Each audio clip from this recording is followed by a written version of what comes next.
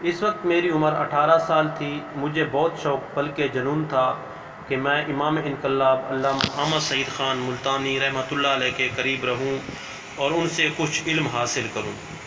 دورہ تفسیر میں شریک ہونے کے لیے میں اور میرے بڑے بھائی مولانا کفایت اللہ ربانی صاحب ریل کے ذریعے خانیوال گئے۔ راستے میں سرگودا میں نیلوی شاہ صاحب کو بہت یاد کیا اور جھنگ میں مولانا اعظم طارق صاحب کے ساتھ حادثہ ہو چکا تھا۔ اسٹیشن پر ان کے اشتہار اور الیکشن کے پوسٹر چسپاں تھے، وہ بھی دیکھتے گئے۔ کبیر والا میں دوسرے دن دورہ تفسیر القرآن کی کلاس میں شریک ہوا۔ ان دنوں علامہ صاحب رحمۃ اللہ علیہ کے ایک بازو پہ پلستر چڑھا ہوا تھا جو ایکسیڈنٹ کی وجہ سے ٹوٹا تھا۔ پاکستان کے دور دراز سے علماء کرام اور جماعتی اراکین عیادت کے لیے آتے۔ ایک دن تمام طلباء دن کو سوئے ہوئے تھے۔ میں مسجد کے دروازے پہ کھڑا تھا کہ اچانک ایک کار گیٹ سے اندر داخل ہوئی اور ایک بھاری بھرکم شخصیت کے حامل مولانا صاحب اترے اور کہا، علامہ صاحب کو پیغام پہنچاؤ، مولوی یونس آیا ہے۔ میں نے فوراً تہہ خانے سے عبدالغفور صاحب کو جگایا۔ انہوں نے مولانا کو دیکھ کر کہا، یہ تو نعمانی صاحب ہیں۔ ان کو ایک چارپائی پر بٹھا کر اندر اطلاع دی۔ تھوڑی دیر بعد مناظر اسلام علامہ محمد یونس نعمانی رحمۃ اللہ علیہ اور بھی بہت سے طلباء بیٹھک میں پہنچ گئے۔ میں نے پہلی بار علامہ صاحب رحمۃ اللہ علیہ کو اتنا خوش دیکھا تھا۔ نعمانی صاحب کو گنے کا جوس پلایا گیا۔ پھر علامہ رحمۃ اللہ علیہ نے الہی بخش کی غلطی بتائی کہ کیسے ایکسیڈنٹ ہوا اور اسپتال کے ایک بچے کی بات سنائی کہ جب مجھے بیڈ پر لٹایا گیا تھا، ساتھ والے بیڈ پر لیٹا ہوا ایک بچہ کہتا ہے، چچا پیڑ ہوندی پئی ہے، چچا جی درد ہو رہی ہے کیا؟ پھر علامہ رحمۃ اللہ علیہ نے طلباء کو کہا، استاد جی کو مل لیا ہے، اب جاؤ آرام کرو۔ ایک دن کلاس کے دوران بہت سے طلباء مسجد میں آ کر بیٹھ گئے۔ سبق ختم ہونے پر علامہ رحمۃ اللہ علیہ نے کہا، اے فوجاں کتوں آ گئیاں نے؟ جواب میں انہوں نے کہا کہ ہم ملتان سے آئے ہیں، عبد الرحیم نظامی صاحب کے پاس پڑھتے ہیں۔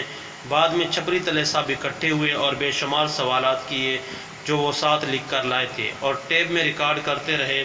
زیادہ سوالات عذاب قبر اور طلاق کے متعلق تھے۔ ایک رات اچانک علامہ صاحب رحمۃ اللہ علیہ کی طبیعت خراب ہو گئی۔ ان کو ملتان نشتر اسپتال لے جایا گیا۔ ان کے مثانہ میں پتھری تھی، اس کا آپریشن کیا گیا اور کچھ طلباء کا خون بھی ان کو لگایا گیا۔ کچھ دن کے بعد دوبارہ سبق شروع کیا گیا۔ جب علامہ صاحب صحت یاب ہو کر کلاس میں تشریف لائے تو سب نے نعرے لگا کر ان کا استقبال کیا۔ اس سال دورہ تفسیر کا اختتام نہ ہو سکا۔ دیہات کے لوگ رمضان المبارک میں تراویح کے لیے جامعہ سے حفاظ کو لے کر جاتے۔ اس کا طریقہ یہ تھا کہ دن کو سبق اور پھر عصر کے بعد سائیکل کرایہ پر لے جاتے۔ اس وقت ایک رات کا کرایہ 6 روپے تھا۔ میری ڈیوٹی کسی حکیم محمد شریف صاحب کے پاس لگی۔ انہوں نے گھر کے اوپر مسجد بنائی ہوئی تھی۔ مجھے سائیکل چلانے کی سمجھ نہیں تھی۔ بھائی کفایت اللہ صاحب نے پارک میں جہاں پہ امام انقلاب رحمۃ اللہ علیہ کا جنازہ پڑھایا گیا تھا وہاں ایک دن میں سکھا دی۔ اس سال رمضان المبارک فروری مارچ میں آیا تھا۔ صبح سائیکل پہ واپسی ہوتی، بہت خوشگوار موسم ہوتا تھا۔ کھیتوں میں لوگ ٹریکٹر پر قاری حنیف ملتانی اور امام انقلاب کی کیسٹ اونچی آواز میں لگا کر کام کر رہے ہوتے تھے۔ امام انقلاب کی آواز سن کر دل جھوم جاتا اور ہم ان کو سلام کے لیے دور سے ہاتھ ہلا کر گزر جاتے۔ شریف صاحب کے ایک بیٹے نے مجھے سائیکل پر پورے ملتان کی سیر کروائی تھی۔ علامہ صاحب چونکہ بیمار تھے، جمعہ نہیں پڑھاتے تھے۔ ہم ڈنگیاں پلا جہاں پہ علامہ کلیم اللہ خان صاحب جمعہ پڑھاتے تھے وہاں پہ چلے جاتے۔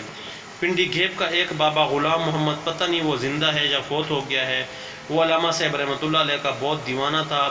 برادری کے ساتھ ہر وقت مذہبی لڑائی کرتا تھا جس کی وجہ سے اس کی شادی بھی نہ ہو سکی۔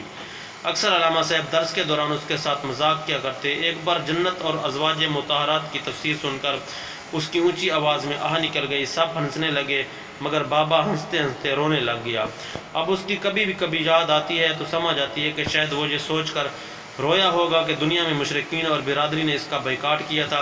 جنت کے تذکرے پہ اس کو امید لگ گئی ہوگی کہ آخرت میں زندگی تو سکھی گزرے گی۔